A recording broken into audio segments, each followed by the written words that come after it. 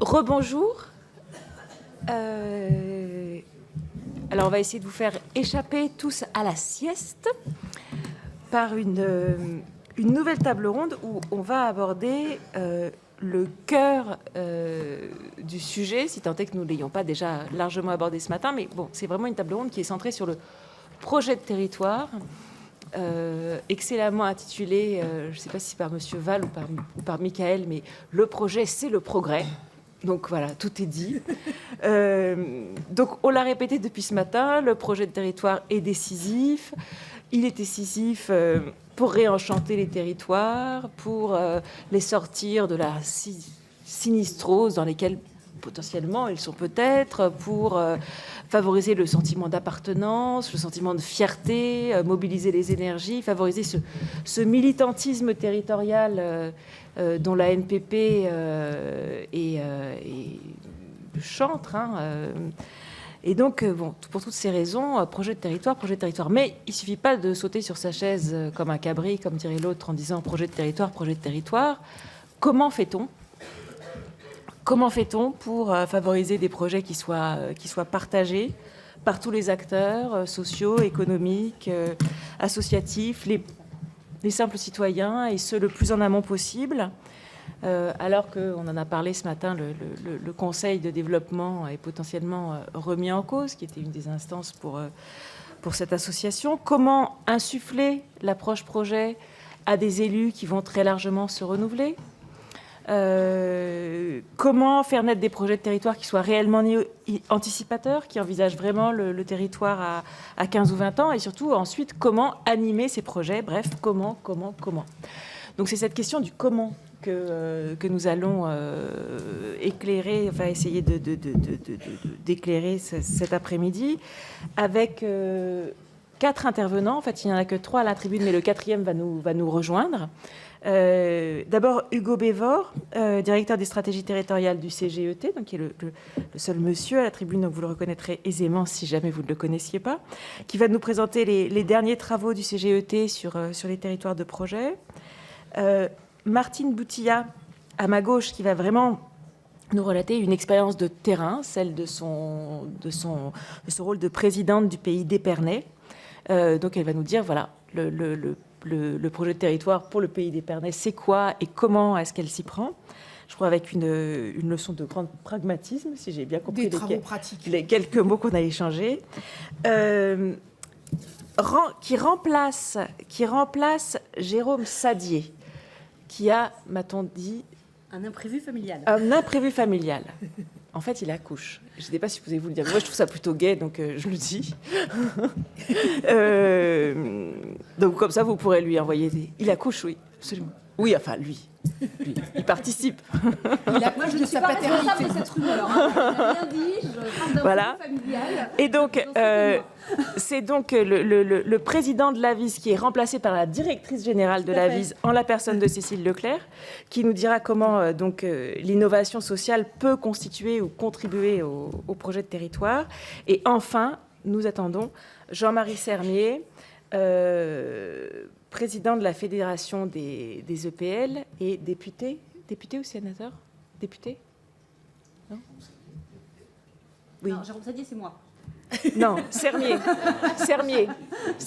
député, pardon, excusez-moi, qui nous parlera de la manière dont les entreprises publiques locales peuvent contribuer en fait au projet de territoire.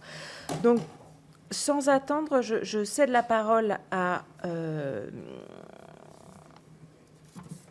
Hugo Bévor, à la fois pour qu'il nous présente donc les études du CGET sur ces questions de territoire de projet, et puisqu'il m'a demandé de lui poser une question. Mais la question que je lui poserai, c'est pourquoi a-t-on le sentiment que ces territoires de projet structurants, partagés, sont si peu mis en avant par l'État ? Alors, je m'attendais à une question sur comment. Et en fait, le comment et le pourquoi, ça, sur ce sujet-là, ça devient intime. Je voudrais juste je vais dire tout de suite ma réponse. Pourquoi et comment.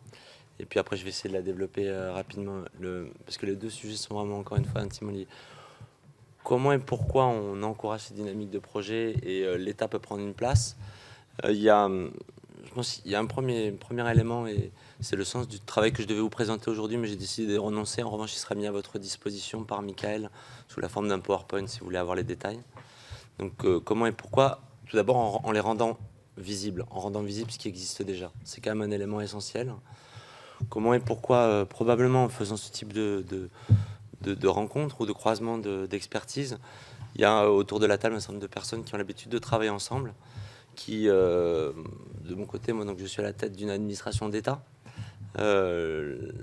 au sein du commissariat général à l'égalité des territoires, une administration d'État qui est en cours de transformation puisqu'elle va donner naissance au 1er janvier prochain à l'Agence nationale de cohésion des territoires, une administration qui se donne pour objectif de travailler différemment avec l'ensemble des acteurs et donc de favoriser les coopérations. Voilà. Et comment et pourquoi, c'est peut-être le dernier élément, c'est celui par lequel je vais commencer en fait, qui est probablement parce que, à condition de disposer de mots pour décrire la transformation de la France, qui rendent compte des conditions concrètes dans lesquelles ces projets émergent. J'insiste sur ces questions de mots, juste pour insister sur le fait que c'est pas simplement une transformation administrative, celle qui met en extinction le CGET aujourd'hui et va donner naissance à l'Agence nationale de cohésion des territoires au 1er janvier prochain. C'est un vrai changement de paradigme ou de modèle. Et au cœur de ce changement de paradigme, il y a le mot de cohésion. Voilà. Et ce sur quoi je voudrais insister, c'est que depuis 2 ans, Jacques Mézard puis Jacqueline Gouraud se sont donnés pour objectif à travers ce nouveau concept de cohésion, qui a une longue histoire, hein, ils ne l'ont pas inventé, hein, mais de mettre en avant le fait que pour l'État, soutenir les projets, c'est soutenir les complémentarités entre les acteurs et entre les territoires. C'est pas tant appuyer ponctuellement une série de projets individuels formidables et qui demandent de l'appui de l'État, c'est aussi ça bien sûr, mais c'est surtout créer les conditions dans lesquelles ces projets peuvent avoir un effet d'entraînement qui n'a rien d'acquis, qui se construit, qui se bâtit, et par lesquels des territoires peuvent porter un développement qui va bien au-delà de leurs limites. Voilà. Donc c'est vraiment ça. Et c'était important, j'insiste juste, je ne suis pas nominaliste, mais je crois qu'à un moment donné, ce changement de mots, en mettant en avant encore une fois ce qui lie les territoires entre eux, LIE, ce qui les lie fonctionnellement et politiquement, avait précisément pour objectif de dire les projets de demain sont ceux qui unissent les territoires entre eux. Voilà. Donc ça, c'était le premier élément de réponse.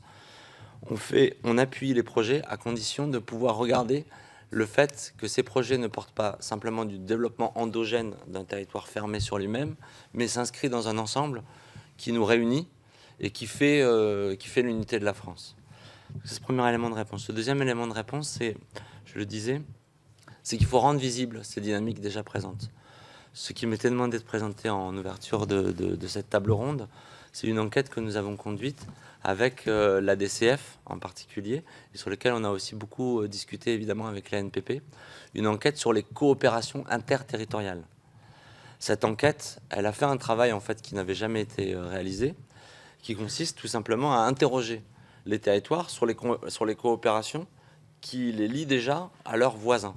En prenant, il n'était pas possible pour des raisons d'échantillon de s'appuyer sur l'ensemble des territoires en leur demandant comment vous travaillez avec vos voisins. Donc on a pris comme cœur de la démarche un travail de recensement des 22 métropoles et des coopérations qui les animent avec les territoires avoisinants.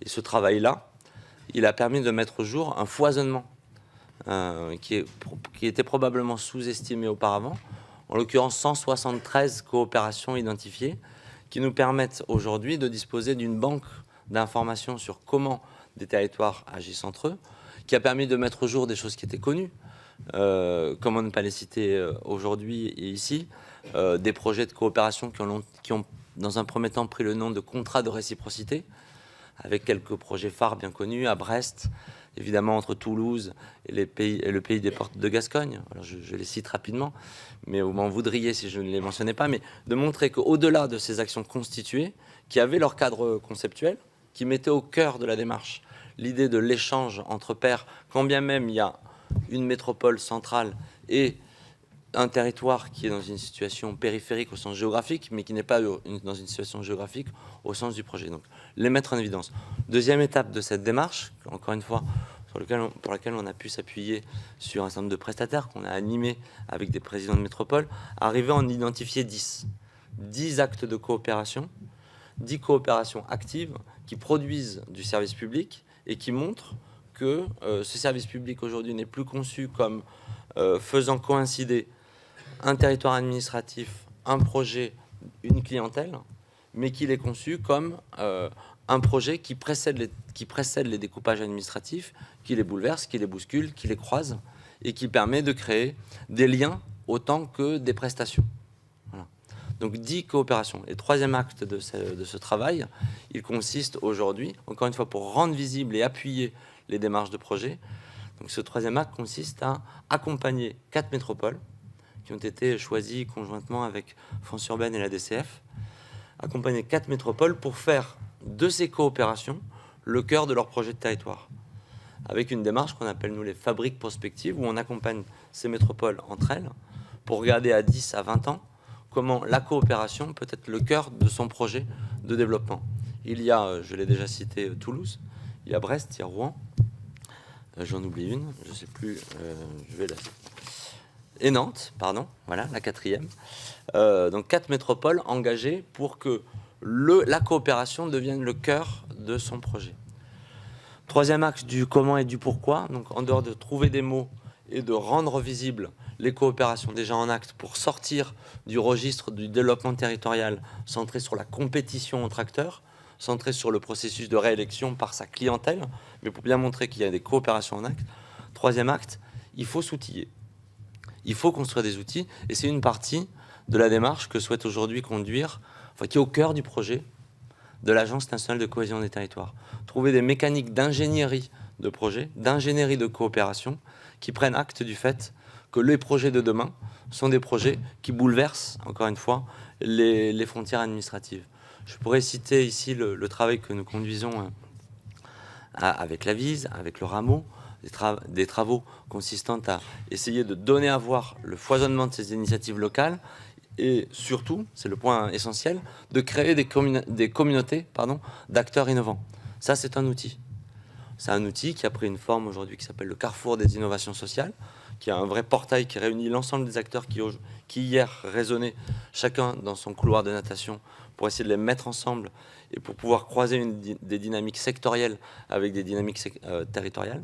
Je pourrais citer le travail que nous conduisons avec le Rameau de développement d'une fondation des territoires, une fondation des territoires qui se donnerait précisément pour objet, et j'inviterai Charles Benoît, s'il le souhaite, à compléter ou contredire, mais qui se donne précisément pour objet de réunir les entreprises sur des bases territoriales avec tous les innovateurs porteurs de projets pour créer un commun, au sens philosophique du terme, un lieu commun dans lequel on partage et on crée cette ingénierie de troisième génération, cette ingénierie de coopération. Pas cette ingénierie de maîtrise d'ouvrage ou d'assistance à maîtrise d'ouvrage, mais cette ingénierie qui aide les acteurs à travailler entre eux.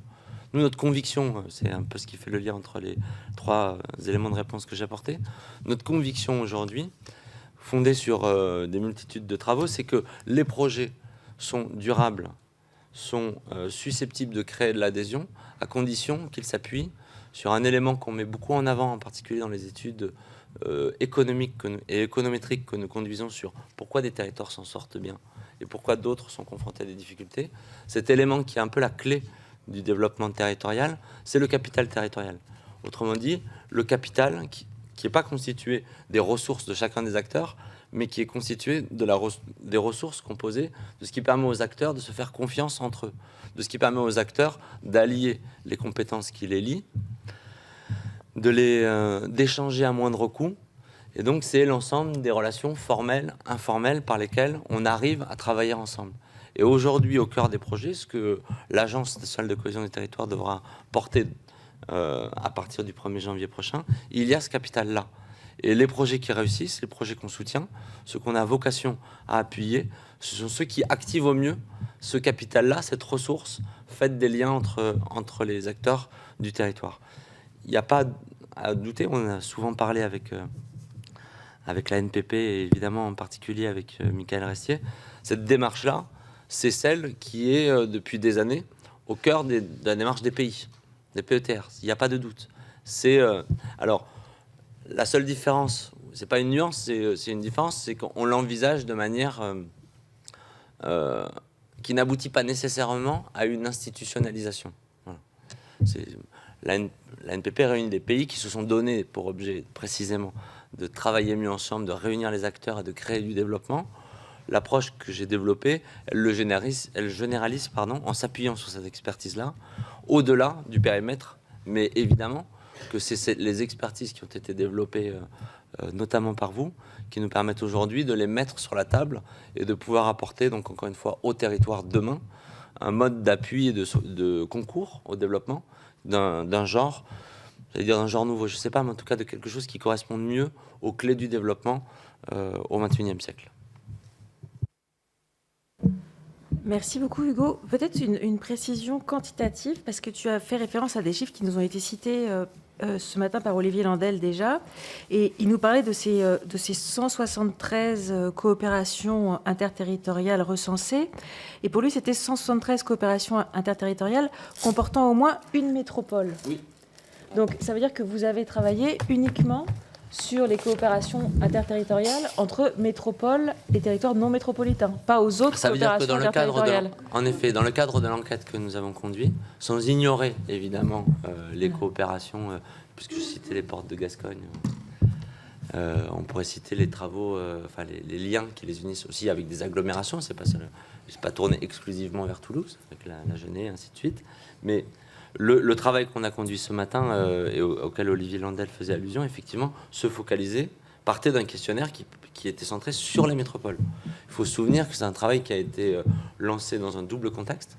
Le premier, c'est 2016, le pacte État-métropole qui, à l'initiative du Premier ministre de l'époque, Manuel Valls, disait on appuiera les démarches de développement des métropoles à la condition, c'était le troisième volet de ce pacte, à la condition qu'elle soit assortie d'accords de réciprocité. Autrement dit, que la métropole n'envisage pas son développement et le soutien qu'il attend de l'État pour lui-même, mais qu'il l'envisage dans une logique de diffusion, de ruissellement, même si le mot a quelque chose de condescendant qui peut être un peu désagréable, en tout cas, qu'il porte le développement bien au-delà de ses limites. Ça, c'est le premier élément de contexte.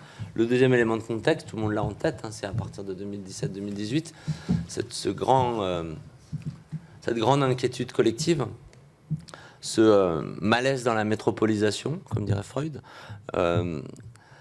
cette idée que les métropoles ont un rôle éminent, qu'elles ont capté la croissance, qu'elles ont capté le développement, qu'elles disposent d'atouts dont ne disposent pas les autres territoires, et qu'il leur appartient de faire la démonstration, la preuve, qu'elles savent, par des démarches politiques actives, tirer le développement. Et quand on fait le travail que je citais de recensement, il y a bien l'idée d'aller élucider pourquoi, dans le cas d'une métropole comme Lyon, le développement, en particulier le développement économique, non seulement porte le cœur de la métropole, mais se développe bien au-delà de ses limites.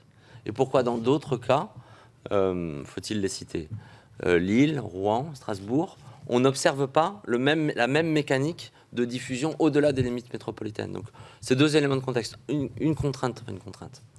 exigence politique formulée dans un pacte et un questionnement qui nous traverse tous et qui est au cœur de la question de la cohésion. Parce que la question et le projet de la cohésion, c'est bien de trouver les voies et moyens de ne pas appuyer les territoires pris un par un, de ne pas couper le territoire en rondelles, mais d'arriver à trouver ce qui fait lien et ce qui fait diffusion. Voilà.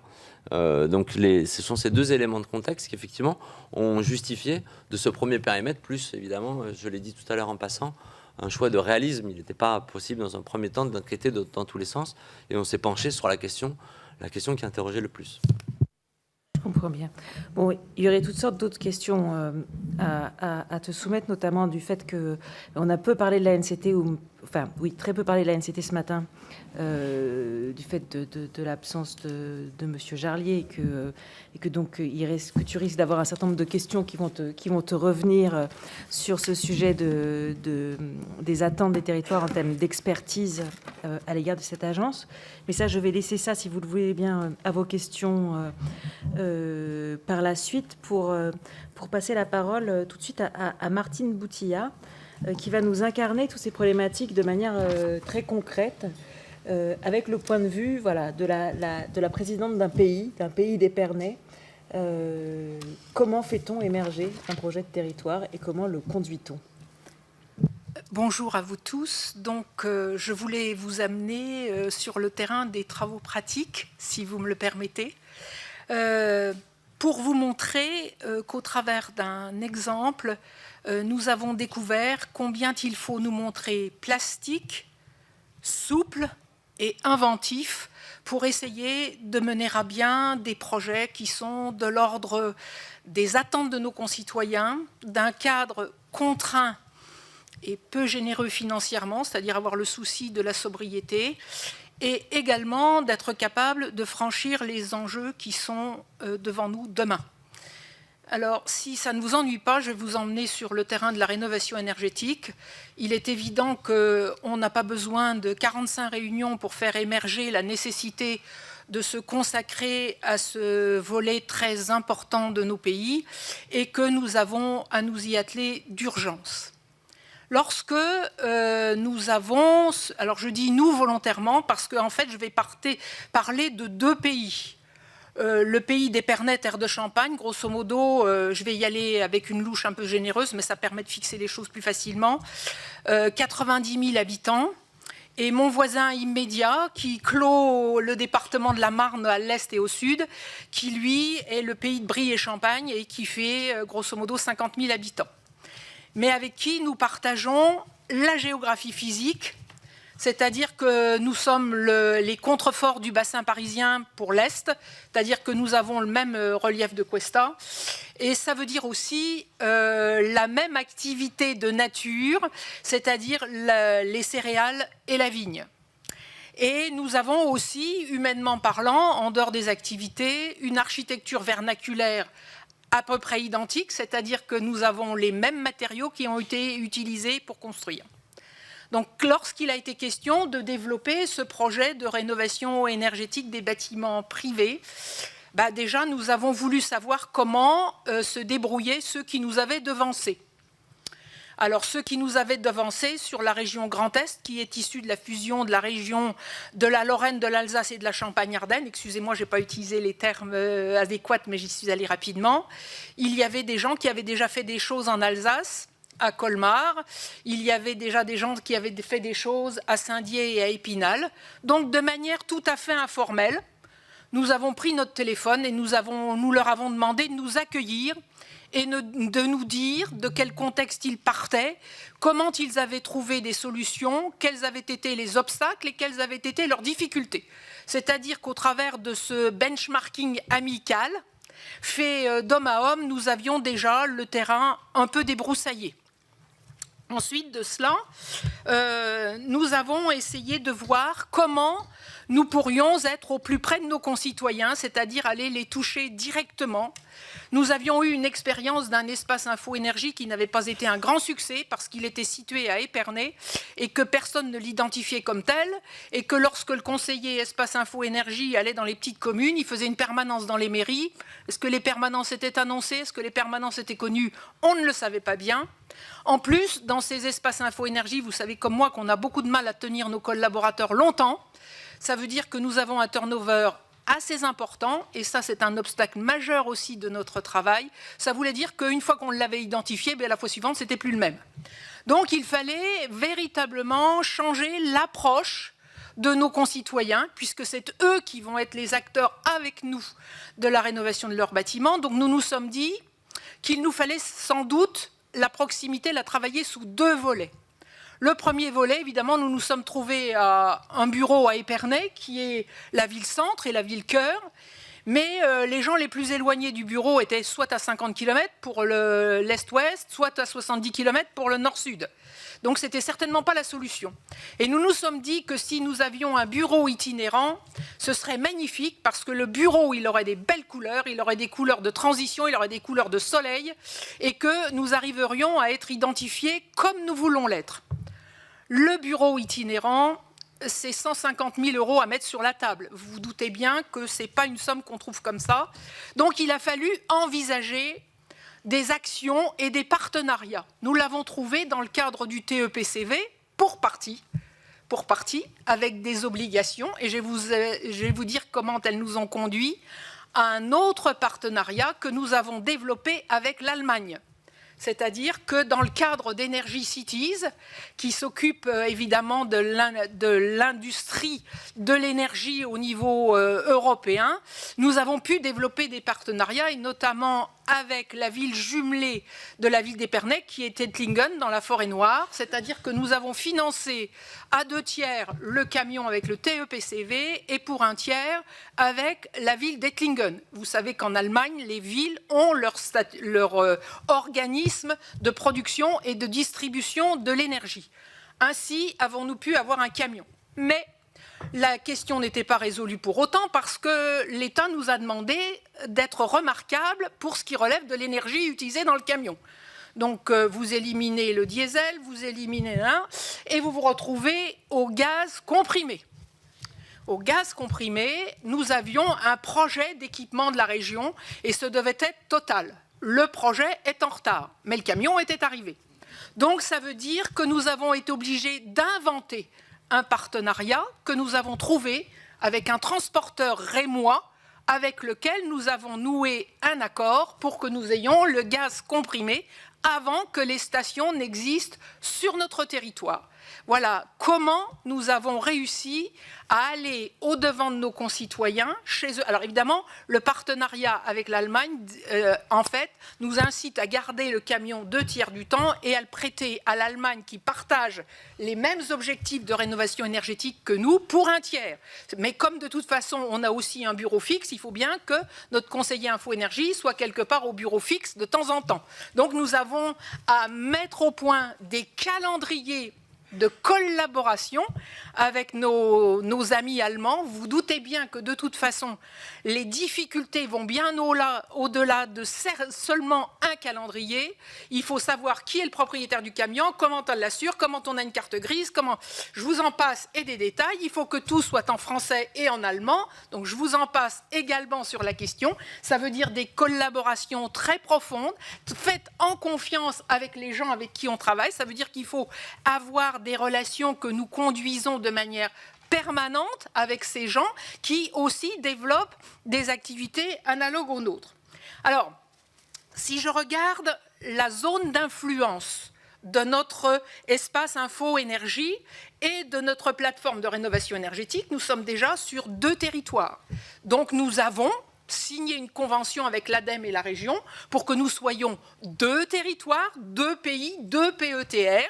Et ça s'est fait sans aucune difficulté. Il y a un PETR qui prend en charge l'administratif et nous nous mettons d'accord pour les actions alors que nous sommes 2 présidents qui partageons les mêmes objectifs. Donc ça ne fait pas de souci non plus. Maintenant, nous avons aussi un territoire de moyens en dehors de l'espace info-énergie. Notre territoire de moyens, c'est encore un autre territoire, c'est-à-dire on fait éclater les frontières. Lorsque nous avons mis en place la plateforme de rénovation énergétique, nous nous sommes équipés des moyens techniques. Nous avions la structure technique, c'est-à-dire la structure qui regarde le bâtiment, qui fait les analyses thermiques, etc. Mais nous avions un volet qui était excessivement délicat, c'était l'accompagnement financier. Comment accompagner nos clients, nos concitoyens clients, sur le volet financier? Et là, c'était très compliqué parce que vous savez qu'il existe des prêts à taux zéro. Nos agences bancaires locales n'étaient pas très favorables à l'administration des prêts à taux zéro. Ça voulait dire qu'il fallait monter à un niveau supérieur. Il fallait voir les banques en région. Et ça, la région Grand Est l'avait déjà fait pour avoir développé les plateformes de l'Alsace avec le volet financier, c'est-à-dire que la région Grand Est a créé une SEM qui s'appelle la SEM Octave, et la SEM Octave, en dehors d'être l'accompagnement technique, version du bâti, l'accompagnement financier, avait aussi un autre volet excessivement important, qui est le volet assurantiel. Donc nous sommes rentrés, en tant que nos 2 pays sont rentrés dans la SEM Octave pour bénéficier de l'accompagnement financier et du tiers payant que nous pouvons offrir à nos concitoyens, et nous avons pris l'assurance qui en fait couvre les risques de contentieux dans lesquels nous pourrions tomber parce que nous ne sommes pas maîtres d'œuvre, mais s'il y avait un contentieux, nous pourrions être impliqués par le fait que nous donnons des conseils sur le bâti. Donc il faut bien se protéger sur ce volet-là, Donc nous l'avons pris auprès de la SEM Octave. Donc ensuite, il y a un autre volet. Dans les plateformes de rénovation énergétique, vous avez à aller chercher les gens qui sont dans le bâtiment, c'est-à-dire les entreprises, que ce soit des petits artisans ou des entreprises de plus grande taille. Nous avons fait le démarchage local au travers de nombreuses réunions que nous avons eues au travers de la CAPEB et de la FFB, avec qui nous avons un partenariat assez facile et même amical, mais il nous fallait aussi aider nos entrepreneurs à acquérir en compétences nouvelles compte tenu de ce domaine où les techniques avancent en permanence, où il y a de nouveaux apports en permanence. Et là, il y a des plateformes Praxibat, sauf que nous trouvions que les plateformes Praxibat, elles avaient sur notre territoire, avaient un caractère un peu trop théorique. Nous voulions un lieu de pratique. Et nous l'avons trouvé sur un autre pays, qui est le pays barrois. Donc je vais du côté de Bar-le-Duc, si vous voyez, donc je vais un peu plus à l'est. Et il se trouve que dans le pays barrois, il y avait une fonderie qui avait croulé. Évidemment, ça fait partie des industries qui ont disparu de notre territoire. Mais le pays barrois avait fait l'acquisition de cette fonderie pour y développer un projet assez important.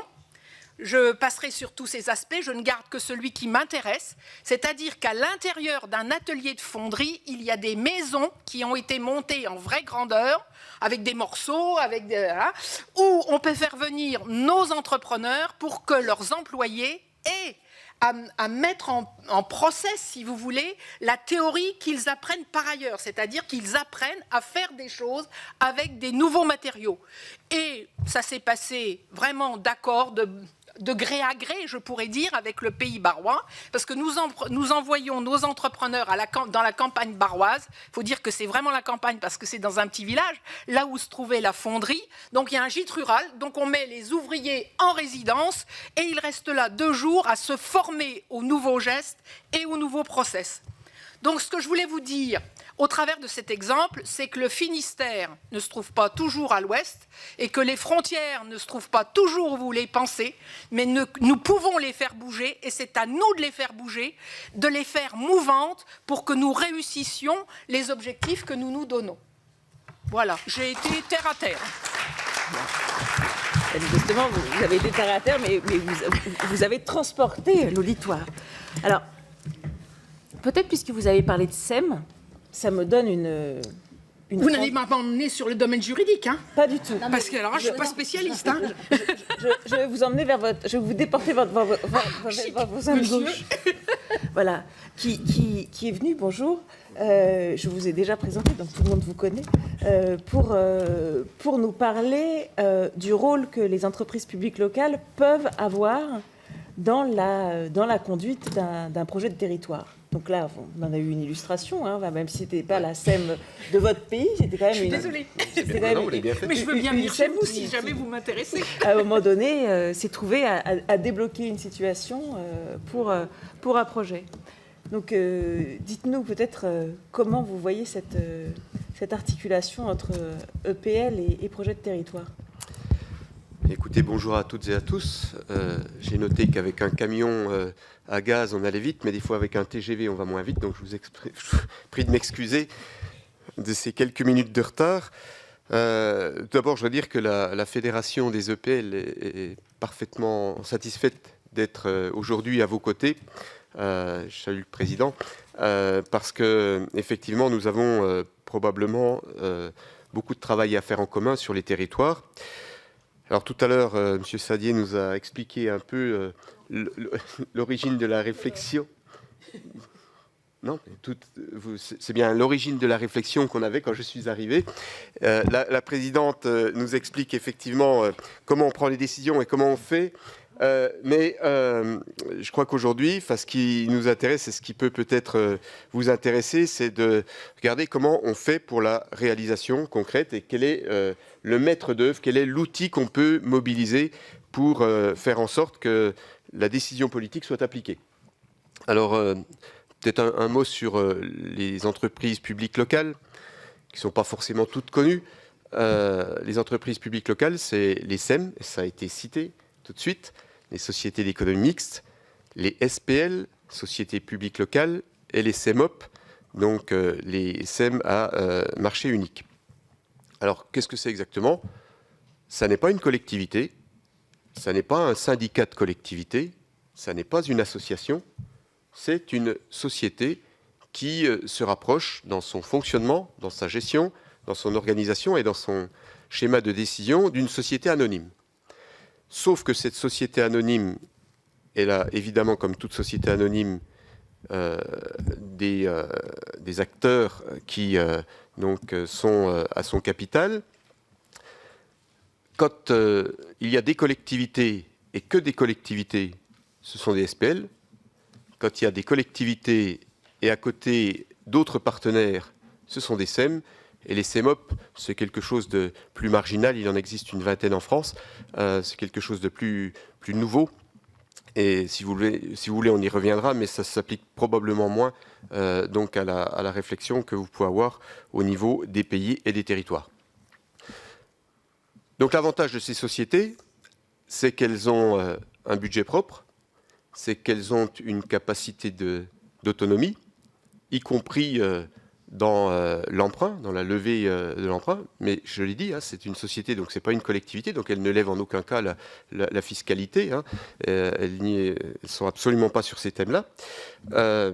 Donc elles ont une capacité de pouvoir décider, organiser, elles ont un budget propre et elles répondent à leurs actionnaires. Et comme les actionnaires sont pour la majeure partie, voire la totalité des collectivités, il est évident que les actionnaires sont là pour donner le sens à la société et pour faire que cette entreprise soit une entreprise publique, c'est son nom, et locale, parce qu'en général, elle répond sur un territoire. Donc voilà l'outil SEM. Il en existe à peu près 1300 en France. C'est un outil qui est connu depuis très longtemps déjà, depuis plusieurs décennies, nombreuses décennies d'après-guerre. Mais les SEM étaient historiquement plutôt des structures assez importantes en termes ou d'aménagement ou de transport et relativement réservées à des collectivités de grande taille. Donc on retrouve comme actionnaires principalement les départements, les grandes villes, maintenant les métropoles, un petit peu les régions, de plus en plus les régions, mais beaucoup moins les petites collectivités. Ça, c'était l'histoire, mais de plus en plus, dans les 1300 SEM qui sont en place, nous avons ce que j'appelle un peu les start-up des collectivités, c'est-à-dire des structures qui répondent à des objectifs tels que vous l'avez évoqué sur l'efficience énergétique, mais sur aussi les nouvelles énergies, sur tout ce qui est nouvelles techniques de communication, avec physiquement le déploiement. Puisque c'est leur travail. Leur travail, c'est de mettre en œuvre les décisions qui ont été validées par leurs actionnaires qui étant les collectivités, donc validées par les collectivités. On les retrouve aussi beaucoup dans le service à la personne. Ça va du portage de repas dans le Lot, par exemple, sur un département complet où le président du département a voulu mettre en structure avec les associations locales donc du portage de repas. On les retrouve aussi dans toute la partie jeunes enfants, les crèches, enfin tout ce qui peut être éventuellement associé donc à la jeunesse. On les retrouve aussi dans le tourisme et puis plus globalement dans tout ce qui est donc en rapport avec les enjeux d'un territoire et de collectivité. Ce sont des outils relativement simples et ce sont des outils qui permettent d'associer différentes strates de collectivités. C'est important et ça a été confirmé il y a quelques temps, puisqu'il y a un an, un arrêt du Conseil d'État nous rappelait que peut-être que les SPL ne devaient être issus avec des actionnaires de même rang, donc département ou communauté de communes ou agglo. Et finalement, donc, on a voulu, les parlementaires, les sénateurs et les députés, repréciser l'esprit du texte qui, nous semble, n'avait pas été bien écouté lors de la décision du Conseil d'État. Et l'esprit du texte, c'est de pouvoir justement permettre à différentes strates de collectivités de se mettre ensemble pour pouvoir organiser des actions. Ce qui fait qu'aujourd'hui, alors il faut quand même que la collectivité ait au moins une compétence dans l'entreprise. Bon, ce qui me semble parfaitement légitime et normal. Donc ça veut dire qu'aujourd'hui, vous pouvez avoir des communes et des communautés de communes et des EPCI plus globalement, des EPCI et des départements, des communes et des départements. Enfin, vous pouvez avoir l'ensemble de ce qu'on peut imaginer en termes de portage politique dès l'instant que au moins une des compétences, et bon, c'est pris au sens large, soit exercée par tous les actionnaires. On voit donc que ça a permis plusieurs choses. D'abord, et pour ce qui vous concerne directement, sur un pays, avoir le PCI, les communes et éventuellement le département sur un sujet particulier, et donc d'appeler à l'actionnariat ces différents types de collectivités, et donc d'avoir immédiatement un bras armé pour ce qui concerne la mise en place de la politique voulue par le pays. Ça a permis aussi de pouvoir, sans modifier notamment les EPCI, après les différentes modifications qu'ils ont connues, de pouvoir travailler ensemble. Vous êtes tous convaincus, parce que vous êtes dans des pôles territoriaux ou des pays, qu'effectivement les limites des actions ne s'arrêtent pas aux limites de l'EPCI ou de la collectivité, mais qu'il faut être en capacité de les dépasser. Donc effectivement, on les dépasse, et l'avantage, c'est qu'on peut, sur une action, sur un objet, sur une structure, avoir autour de soi la totalité des collectivités qui ont donc une partie de la compétence, ou en tous les cas une partie du financement de cette compétence. Donc comme ça, nous avons la souplesse, très clairement. C'est un outil au service des collectivités. Donc un outil, il doit servir. Ça n'est pas une collectivité, je le répète. Et donc quand il sert, il fonctionne. Si d'aventure, cet outil ne répondait plus à l'attente des collectivités, cet outil peut aussi être arrêté. Donc on est bien clair là-dessus. La fédération des EPL n'a pas comme objectif unique d'avoir un nombre de structures le plus important possible. L'important, c'est que chaque structure fonctionne très bien. Donc, on a donc en ce titre donc quelque chose de relativement souple, qui se crée facilement, qui peut s'arrêter facilement. Je dois reconnaître humblement que il y a peu de structures qui s'arrêtent, il y a plus des structures qui d'ailleurs évoluent et éventuellement fusionnent avec d'autres ou se dirigent vers d'autres objectifs, mais rares sont les structures qui s'arrêtent. J'ai oublié aussi, peut-être dans les grandes orientations, le logement. C'est vrai que les SEM, les sociétés d'économie mixte, sont aussi très présentes dans le logement. C'est un outil donc, qui permet d'avoir des thématiques très précises, qui permet de mobiliser des investissements des collectivités locales tout au long de son terme, qui permet d'avoir aussi un budget clairement identifié. Il peut y avoir des structures qui ont évidemment de nombreux dossiers, et sur chacun des dossiers, avoir une individualisation précise dans le budget, une individualisation précise dans les comptes. Donc chacun sait exactement ce qui fonctionne moins. Et je le précise parce que c'est l'actionnaire n'est pas, il n'est pas de coutume d'appeler l'actionnaire pour renflouer les comptes de la collectivité, de la structure. Hein, en général, ça se passe pas comme ça. Ça peut exister, mais c'est d'une façon très marginale. Et aujourd'hui, quand vous créez un outil, vous avez des prévisions, vous faites un plan de prévision de travaux, un plan de prévision en matière de fonctionnement, et vous savez à peu près donc quels sont les objectifs que vous devez tenir sur la durée de votre projet. Voilà ce que... Oui, d'accord, je n'avais pas le temps. Donc voilà un petit peu ce que je pouvais vous dire, avec quelques exemples qui sont liés dans le tourisme. À titre personnel, j'ai eu l'occasion de développer avec les élus de mon territoire donc, une société qui fait du tourisme sur Dole et dans le département du Jura, et qui fait de l'accueil, qui gère donc une grande salle de spectacle que la ville avait, qui gère donc un palais des congrès que l'Aglo avait, et qui gère l'office de tourisme. L'avantage, c'est que quand vous avez quelqu'un qui vous demande ou qui vous réserve le Palais des Congrès, vous pouvez en même temps lui fournir la totalité des propositions que la ville met en place. Et vous avez aussi les hôteliers qui sont dedans, et vous avez les restaurateurs, et donc on a quelque chose de plus, un paquet plus constitué. On a d'autres SPL qui fonctionnent également de ce type à partir de réflexions territoriales. Je pense notamment à une société qui s'appelle Pont d'Arc en Ardèche et qui, donc, avec l'évolution d'un beau joyau qu'est la grotte Chauvet, a pu trouver des solutions pour pouvoir permettre d'accueillir encore plus fortement les habitants. Donc voilà quelques exemples. Je ne veux pas peut-être être plus précis dans les orientations parce que ça ne sert à rien de défiler des exemples. Ce qui est intéressant, c'est votre projet. Votre projet, c'est un projet de territoire sur lequel vous pensez avoir besoin d'un outil pour pouvoir réaliser ce projet. Et c'est à cet instant qu'il est intéressant de créer ou une SPL ou une société d'économie mixte.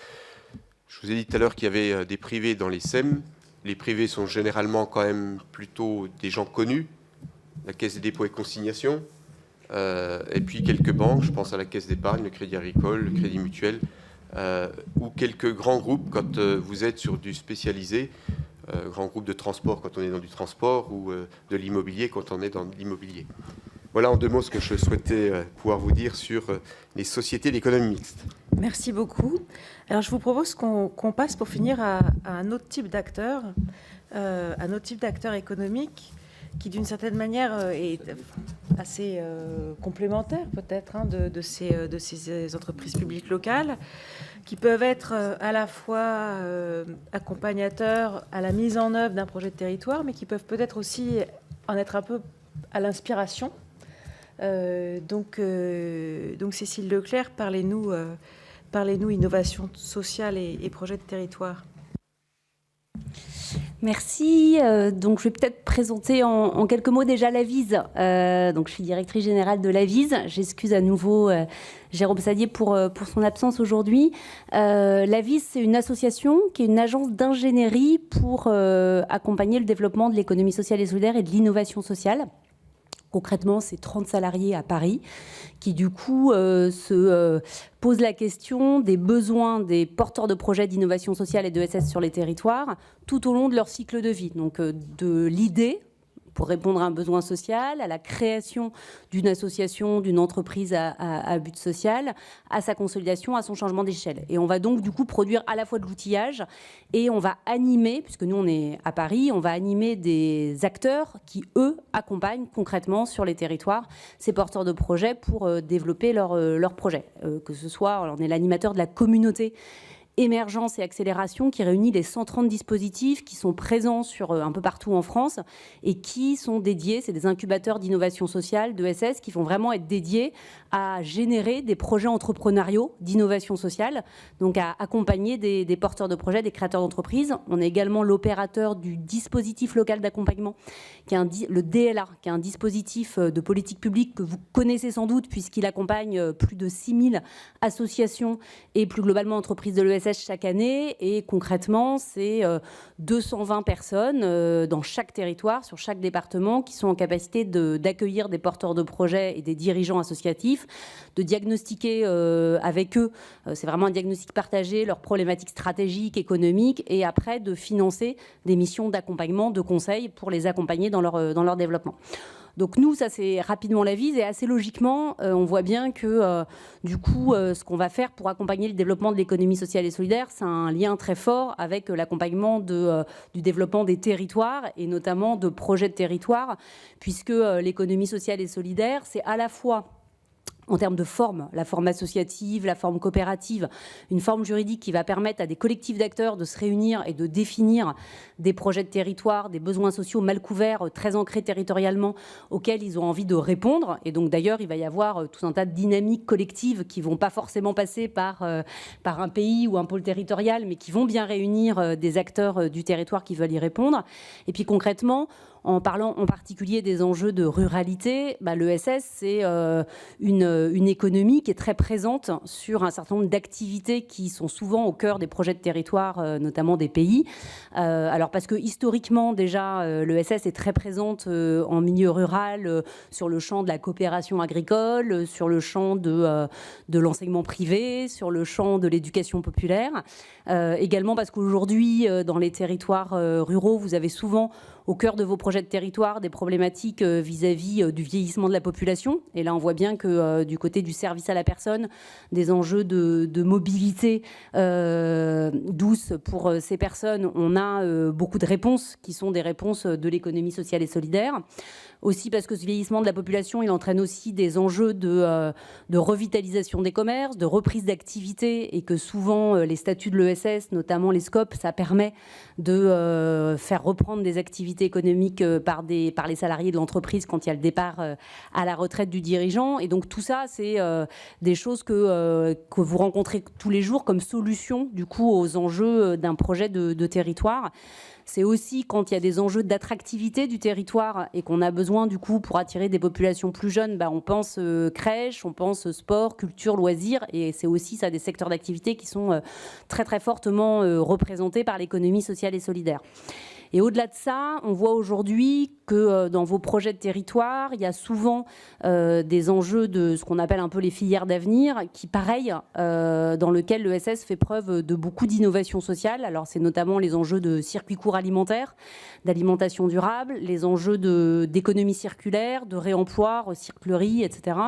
C'est du coup vraiment des enjeux sur lesquels vous allez, pareil, avoir énormément d'innovation, énergie renouvelable et notamment énergie citoyenne, des enjeux de mobilité durable. Et donc sur tous ces aspects-là, on voit bien qu'il y a un lien très fort à faire entre ESS et projets de territoire pour qu'il y ait une meilleure interconnaissance en fait, de ces acteurs et pour qu'ils puissent se rencontrer. Et c'est ce qui a amené du coup l'an dernier le réseau rural français à lancer un appel à projet que en fait l'AVIS a remporté avec le RTES, donc qui réunit les collectivités territoriales tous échelons confondus qui s'intéressent à l'ESS, a du coup impulsé un travail, donc un projet qu'on mène actuellement et qui s'appelle Tresson et qui travaille vraiment sur les enjeux de ESS et ruralité, et dont l'objectif c'est un programme au long cours, il va durer 3 années. Et son objectif, c'est bien à la fois d'essayer d'analyser un peu ce qui peut se passer du coup sur ESS et ruralité, donc tous ces enjeux-là, d'être capable après de valoriser, notamment sous forme de monographie, des dynamiques du coup collectives qui peuvent être intéressantes pour faire projet de territoire en utilisant vraiment l'innovation sociale et l'économie sociale et solidaire comme levier de ces dynamiques de territoire. Et puis, donc ça, on a ces 2 phases qu'on a réalisées. On vous a d'ailleurs mis, je crois, à l'entrée du coup de la salle, à la fois l'étude un peu quantitative que le CNCRES a réalisée pour qualifier ce que c'est l'ESS en fait sur ces territoires. Concrètement, c'est 17,7% de l'emploi local, et surtout, c'est une économie qui est très résiliente et qui a été créatrice d'emplois entre 2008 et 2015. Il y a eu plus 4,9% de création d'emplois dans l'ESS et moins 4,1% dans tous les hors ESS, tous secteurs confondus. Et donc on voit bien que ça fait partie des solutions aussi, parce que l'ESS, elle cherche à répondre à des besoins sociaux du territoire, et elle est a priori à lucrativité limitée, et donc elle n'a pas des objectifs de rentabilité, et donc elle s'inscrit assez logiquement sur ces territoires. Donc là, on a du coup essayer de qualifier bien plus en détail que ce que je viens de vous dire là, ce que ça pouvait représenter. Et on a après réalisé des monographies. Alors on a apporté les 2 qu'on a réalisées sur des enjeux de pays, le pays Terre de Lorraine et le pays du Périgord vert. Est-ce que dans la salle, il y a des représentants de ces 2 pays ? Ah d'accord. Donc du coup, on aurait pu vous passer la parole sinon pour en parler un peu plus en détail. Mais du coup, on a mis les monographies à l'entrée. Et donc là, on a vraiment essayé de travailler et montrer comment le pays avait utilisé l'ESS comme un levier, à la fois donc pour travailler sur un certain nombre de filières, à la fois pour, c'est ce que disait tout à l'heure Sandra Moati, pour également faire émerger les projets de territoire. L'ESS, elle permet, notamment dans ces dispositifs d'accompagnement, de se poser la question des besoins du territoire et de se poser la question après des réponses entrepreneuriales, donc d'entreprises de l'économie sociale et solidaire, donc encore une fois avec une utilité sociale, une gouvernance démocratique et une lucrativité limitée. Et c'est notamment grâce à un dispositif que la VIS anime et qui s'appelle les fabriques à initiative. Alors c'est différent des fabriques prospectives, mais dans l'esprit, il y a des choses aussi qui se retrouvent. La fabrique à initiative, c'est un dispositif qui réunit donc de manière volontaire, hein, c'est des acteurs sur un territoire, notamment les collectivités territoriales, bien entendu, les grandes entreprises, ça peut être la CAF, ça peut être des partenaires privés qui ont des enjeux territoriaux, qui se réunissent, qui se mettent autour de la table pour se dire quels sont les besoins sociaux, alors quand je dis sociaux, sociétaux, environnementaux, auxquels le territoire ne répond pas tout à fait aujourd'hui. Et leur particularité, c'est qu'elles vont se poser la question de solutions entrepreneuriales. Et donc elles vont, on parle de processus inversé de création d'entreprise, puisque du coup on va vraiment partir du territoire, de ses besoins. Et en ça, c'est des collectifs d'acteurs qui sont intéressants, évidemment, à mettre en lien avec les collectifs d'acteurs qui travaillent un projet de territoire et qui vont du coup vraiment avoir une finalité très précise de repérer les besoins, de qualifier, de traduire ça en entreprise sociale et ensuite de faire l'étude d'opportunité, de faisabilité, quasiment le business plan qui vont permettre après de recruter un dirigeant pour du coup avoir une entreprise sociale qui réponde aux besoins. Concrètement, ça peut être une problématique de mobilité au long cours sur lequel vous vous dites, ou sur lequel par exemple le travailleur social de la collectivité se dit je suis obligé de payer des réparations de voitures privées dans le garage d'à côté pour pouvoir aller retrouver un emploi, se déplacer, etc. En fait, il pourrait y avoir un garage solidaire, un garage d'insertion sur mon territoire et ce serait triplement vertueux. Il y aurait des personnes en insertion, on créerait de l'emploi, le garage permettrait d'avoir des coûts adaptés au public et on aurait un dispositif vertueux sur le territoire. La fabrique à initiative est en capacité de repérer ce besoin-là, d'étudier après si c'est faisable, de générer ce garage solidaire sur le territoire, et après de recruter du coup, parce que vous êtes le travailleur social de la collectivité, et du coup, vous ne voyez pas garagiste dès demain matin, et donc vous allez travailler pour identifier après, alors soit un dirigeant qui crée le garage à partir de rien, soit un acteur de la mobilité de votre territoire qui va élargir sa palette d'instruments de mobilité ou un partenaire qui va du coup choisir de développer cette entreprise.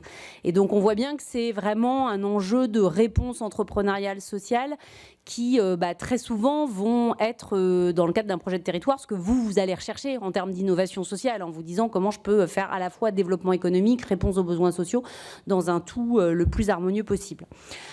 En matière de dispositifs d'accompagnement, on voulait aussi dans les différentes illustrations, et ça a été le cas du pays Terre de Lorraine, rappeler que les acteurs du territoire peuvent aussi faire appel au DLA, donc au dispositif local d'accompagnement dont je parlais tout à l'heure rapidement, qui ont capacité d'accompagner des associations. Donc ça, c'est vraiment du individuel ciblé. C'est intéressant à savoir parce que ça veut dire qu'il est en capacité de les accompagner pour qu'elles fassent évoluer leurs activités et peut-être pour que du coup, elles élargissent leur palette et répondent à des enjeux de votre projet de territoire. Mais le DLA, il a aussi une entité, une échelle régionale. Et dans ce cadre-là, il est en capacité de faire des accompagnements collectifs et notamment des accompagnements de filières. Et donc, par exemple, dans le cadre du pays Terre de Lorraine, il y a eu une démarche autour de l'écologie industrielle et tout ce qui est économie circulaire, du coup, pour structurer la filière. Donc, du coup, il est en capacité de mobiliser des moyens pour réunir l'intégralité des acteurs, avoir un accompagnateur et penser vraiment la dynamique, ce qui a pu donner lieu donc, à une structuration des enjeux de cette filière, à l'élaboration du coup d'une galerie pour mettre en visibilité et valoriser les différents produits de cette économie circulaire locale portés par des porteurs de projets et voilà, et du coup de faire le lien du coup avec l'ensemble des acteurs du territoire, puisque ce qu'on voit bien, c'est qu'il y a un fort enjeu et c'est pour ça que Tresson c'est un bout de tout ce qui est fait, mais existe. Il y a un fort enjeu de sensibilisation des acteurs entre eux pour mieux se connaître, un enjeu d'animation et d'orientation du coup par les territoires vers ces acteurs-là. Alors on voit que là les pays qu'on a pris en monographie, ils ont souvent fait le choix d'identifier un chargé de mission du coup qui est dédié au sujet de l'économie solidaire et qui, du coup, va connaître les acteurs de l'accompagnement et du financement et va être en capacité d'orienter le porteur de projet pour qu'il y ait un relais derrière qui existe avec ces porteurs de projet de manière à ce qu'ils puissent concrétiser leur idée. Et donc, vraiment un enjeu d'articulation, hein, globalement, des différents acteurs. Voilà, je pourrais rentrer un peu plus en détail dans les deux exemples, mais on vous laisse les deux monographies à l'entrée. Et n'hésitez pas à me poser des questions si vous en avez tout à l'heure. Formidable. Bon, bah, écoutez, vous avez une sorte de palette de propositions là à la table. Le benchmark amical, j'adore cette expression. Les entreprises publiques locales, l'économie sociale et solidaire, et puis évidemment l'expertise de l'ANCT, l'ingénierie de l'ANCT. Donc, bah, écoutez, je vous invite à poser toutes les questions que vous souhaitez. Je ne sais pas si il y en a, ni si il y a un micro qui circule. Vous êtes extrêmement sage et il n'y a pas de questions. Vous allez m'obliger à en inventer. Ce n'est pas très charitable de votre part. Ah si. Très bien. Alors, le micro arrive.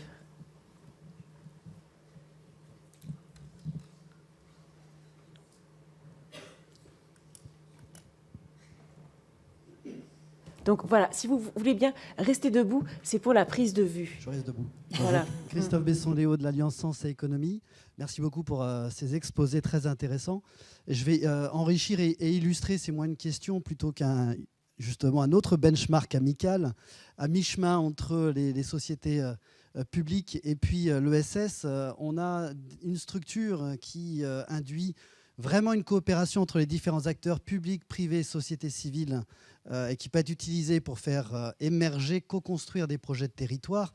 C'est la société coopérative d'intérêt collectif, donc qui fait partie du monde de l'ESS, qui a l'avantage de pouvoir avoir en tant qu'associé aussi bien des acteurs publics que des acteurs privés, et d'être vraiment dans une dynamique très entrepreneuriale. Nous, on a choisi d'utiliser ce statut-là, ou du moins de le recommander, le cas échéant, pour faire émerger, dans des démarches de co-construction dans les territoires, faire émerger des projets de développement économique durable, et qui n'est pas dans la recherche de pousser soit l'ESS, soit le monde économique, mais vraiment dans cette logique de passerelle entre les 4 univers qui constituent les acteurs qui font les territoires, qui sont les acteurs publics, les acteurs économiques, y compris ceux qui ne sont pas du tout dans le développement durable aujourd'hui, les acteurs et les acteurs associatifs et de l'ESS, troisième famille que l'on met ensemble, et qui ont porteurs de véritables engagements et de valeurs sociales et environnementales, et puis les acteurs académiques et de la recherche dans les territoires, chacun ayant finalement des éléments de réponse aux enjeux de développement économique durable auxquels sont confrontés les territoires. Voilà, donc c'est juste pour compléter le panel, et on voit bien qu'il y a de l'hybridation dans tout ça, et qu'il y a une vraie boîte à outils qui est mise à disposition de l'ensemble des acteurs des territoires qui peuvent être mis en œuvre. Nous, aujourd'hui, on en a dans 5 territoires qui sont en train de se développer, certaines financées, du moins l'amorçage financé par les territoires, d'autres par des acteurs immobiliers qui voient l'intérêt, dans le cadre d'un projet immobilier, de pouvoir finalement faire émerger cette dynamique partenariale, cette dynamique entrepreneuriale, pour réussir à ce qu'il y ait un projet de territoire qui finalement se développe à partir, sous prétexte, du projet immobilier dont ils sont partie prenante. Oui, en effet, peut-être pour illustrer dans les différents exemples de projets de territoire et dynamiques, Cluster Jura, qui est par exemple un pôle territorial de coopération économique, a choisi d'avoir la SIC en effet comme modèle forme juridique, dont du coup le pays lédonien est partie prenante et sociétaire, de manière à pouvoir agir sur un certain nombre d'enjeux avec différents acteurs, et il se concentre notamment sur des enjeux de transition écologique et d'économie circulaire. Et toujours dans notre monographie Terre de Lorraine, j'ai pas parlé non plus des outils de contractualisation qui sont utilisés pour bien mobiliser l'ESS entre les programmes leaders et notamment eux, ils ont une expérimentation territoire zéro chômeur de longue durée qui a généré la création de SIC dans laquelle ils sont partie prenante et qui permet de travailler et d'employer pour l'une 70 personnes sur des enjeux de recyclerie et pour l'autre de travailler un enjeu de travail de la laine et qu'est-ce qu'on fait à partir de la laine qui est sur les moutons dans des enjeux encore une fois d'emplois qui n'existaient pas et qui ont été créés dans le cadre de l'expérimentation territoire zéro chômeur de longue durée. Pour rebondir, et ce qui est très, très rigolo, c'est qu'il y a des représentants du Jura et d'Épernay, c'est que ces dynamiques-là, elles démarrent en général dans des territoires qui ne sont pas liés à des métropoles.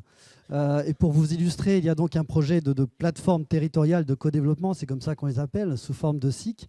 D'un côté, à cœur du Jura, une communauté de communes de 3 centres-bourgs qui ont lancé cette dynamique-là autour de la revitalisation des locaux vacants dans leur centre-bourg, les 3 ensemble. Donc c'est intéressant de voir comment des bourgs, finalement, au-delà de leur séparation, dans le cadre de cette communauté de communes, se sont fédérés.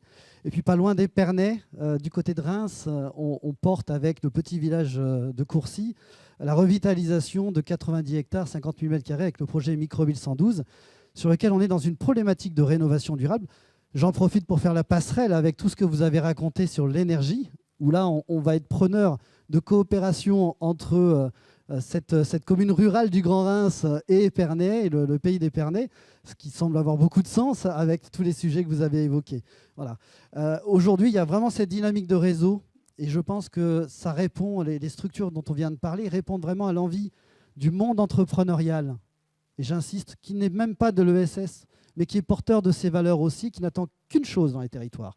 Dès qu'on crée les conditions à cette coopération, on la favorise, qu'on leur pose l'opportunité réellement de s'engager avec leur territoire, à créer de la valeur, pas que économique, mais aussi économique. À ce moment-là, ils sont force de proposition et c'est assez extraordinaire. Et c'est ce dont on parle là, pour nous, c'est très intéressant aussi parce que c'est la continuité des travaux engagés par la DATAR, donc CGET maintenant, et puis, enfin, dont le CGET est la continuité, on va dire, et la NCT le fils. Il y a des travaux qui ont été faits, territoire et innovation, en 2009-2012, sur lesquels le CGET a expérimenté ce co-développement, cette co-construction, avec cette gouvernance sous forme de SIC, qui a donné des résultats suffisamment intéressants pour qu'on puisse effectivement, nous, en tant qu'acteurs de la société civile et du privé, de se dire que ça valait la peine de le passer à l'échelle au niveau des territoires. Donc merci beaucoup pour tout ce travail.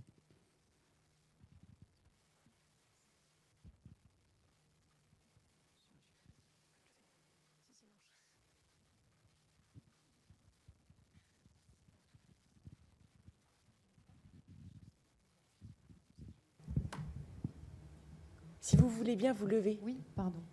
Karine Gonzalez, je suis directrice du pays Pyrénées-Méditerranée en Occitanie. J'ai une question pour Monsieur Bevort.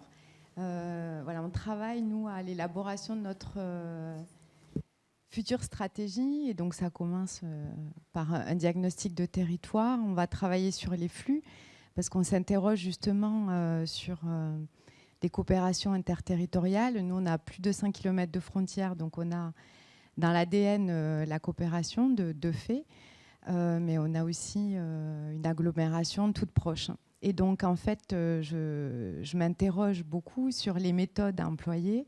On va travailler avec un master d'aménagement à l'Université de Toulouse qui va démarrer un premier diagnostic, mais on manque d'éléments de méthode pour regarder de près les dynamiques de flux. Est-ce qu'un territoire rural peut... Alors là, du coup, dans une autre démarche, c'est pas...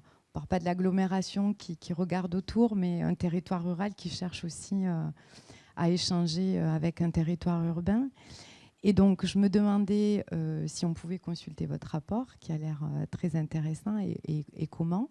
Et s'il y avait des éléments de méthode et des outils qui pourraient nous permettre, nous, territoires ruraux, d'aller un peu plus loin.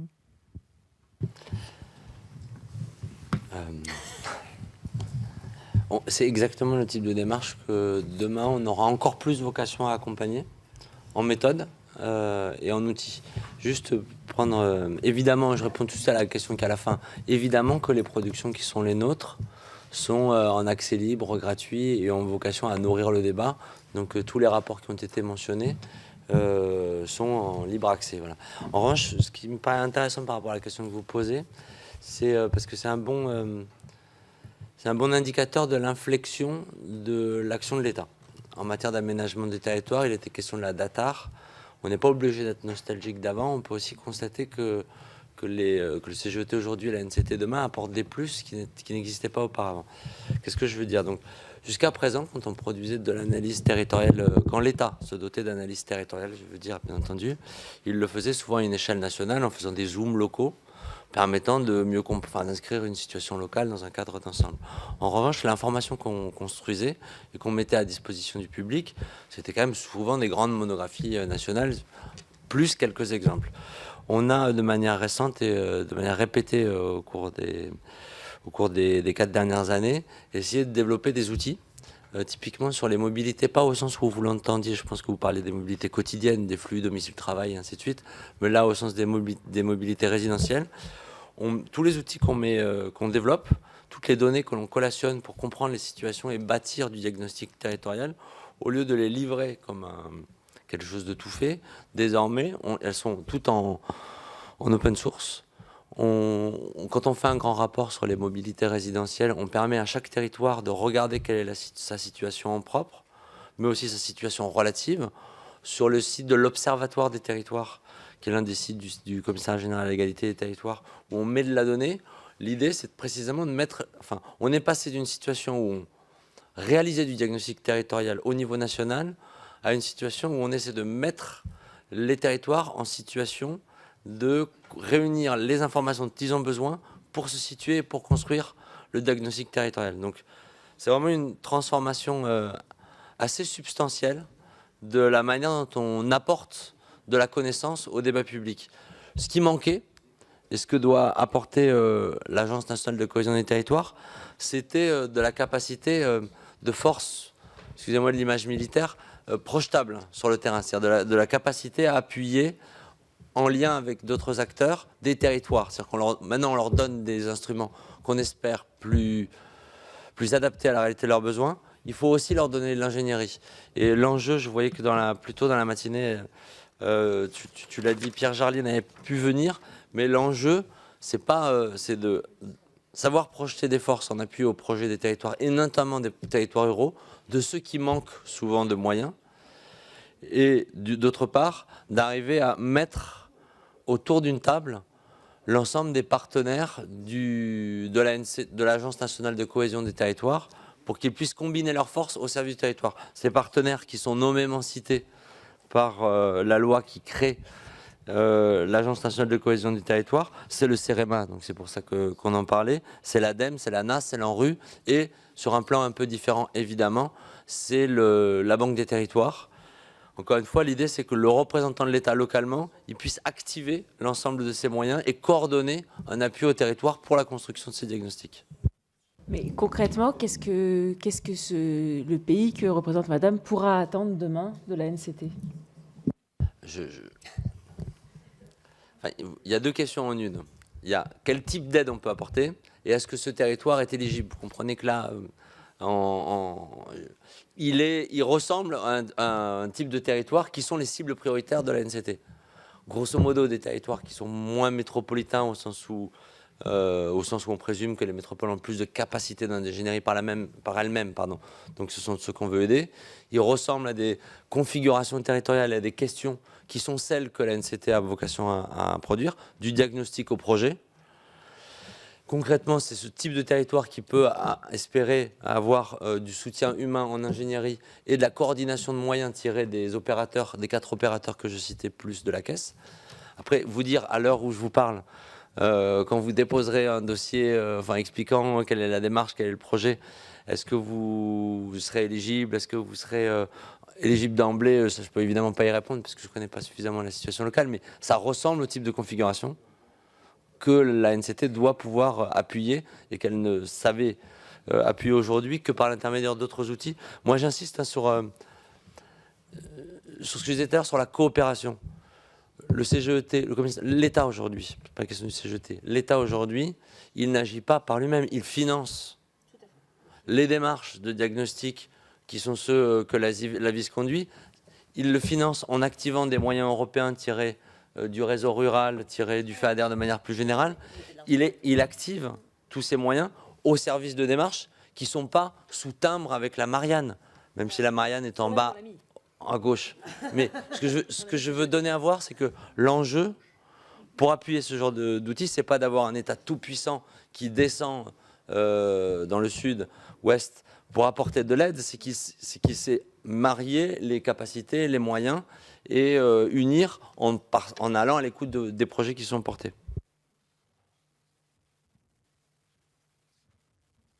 Bonjour, Charles Bonetsik, président fondateur du Rameau. Alors, 3 mots. D'abord, merci Madame la Présidente, parce que, et c'est pas parce que c'est un champenois qui vous parle, mais vraiment c'était particulièrement concret et je reviendrai à ce sujet-là. Deuxième point, il se trouve que à l'Assemblée nationale, le 1er octobre, nous avons rendu public l'étude Impact citoyen sur la vision des Français, à la fois sur leur fragilité prioritaire sur chacun de leurs territoires, et deuxième point, sur les moyens d'agir pour pouvoir réellement relever ces défis. Et 80% d'entre eux disent l'urgence finalement de co-construire des solutions entre les collectivités territoriales, les associations et les structures d'intérêt général et les acteurs économiques dans leur grande diversité. Je crois qu'on est vraiment dans le lieu à la fois géographique et puis dans ce congrès qui a été précurseur sur ces questions-là, et donc nous pouvons nous réjouir. Mais moi j'ai une question très concrète. Madame, vous avez décrit parfaitement votre chemin. Absolument passionnant. Mais qui capitalise? Comment est-ce qu'on en tire les leçons? Comment est-ce qu'on part de cette réalité du terrain pour pouvoir réellement avoir des solutions? Le risque, c'est de vous demander à vous, madame, et à toutes les équipes qui ont déjà travaillé sur les territoires de le faire.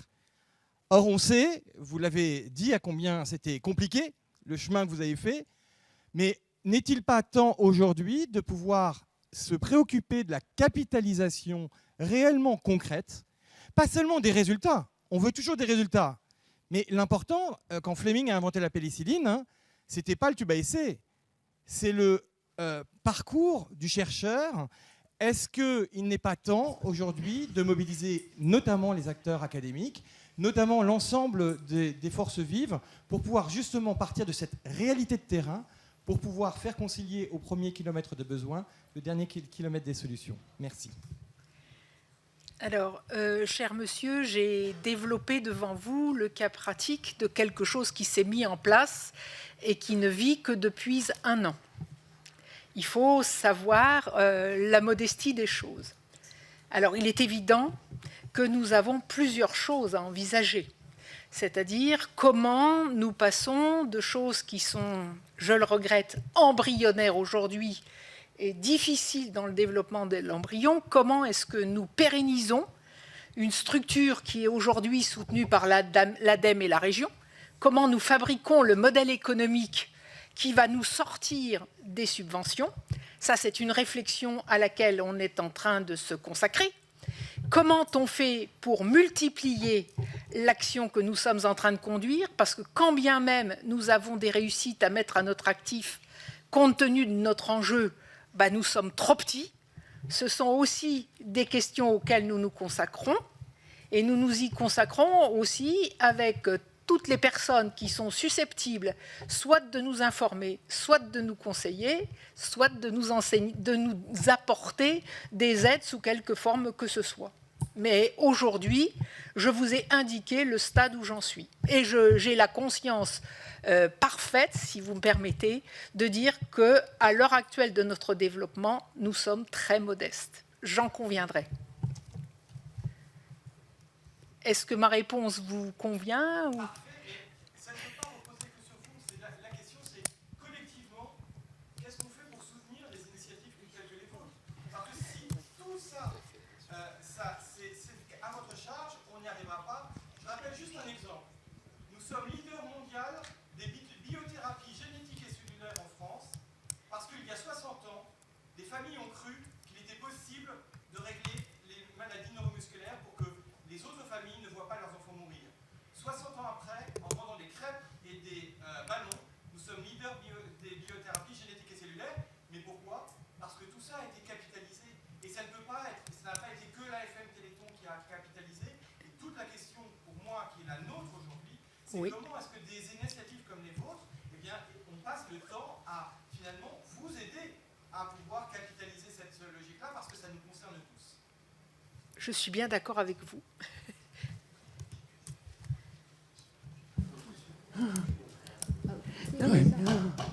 Cette question de la capitalisation. Non, il n'y a pas d'autre question. À ce stade-là, la question qu'on se posait avec mon voisin, c'est de dire, voilà, est-ce qu'on peut vous poser une question à la salle, dans le fond? Combien y a-t-il de territoires qui ont un projet de territoire? Combien y a-t-il qui n'ont pas de projet de territoire? Combien y en a-t-il qui doivent revoir ce projet de territoire? 3 questions.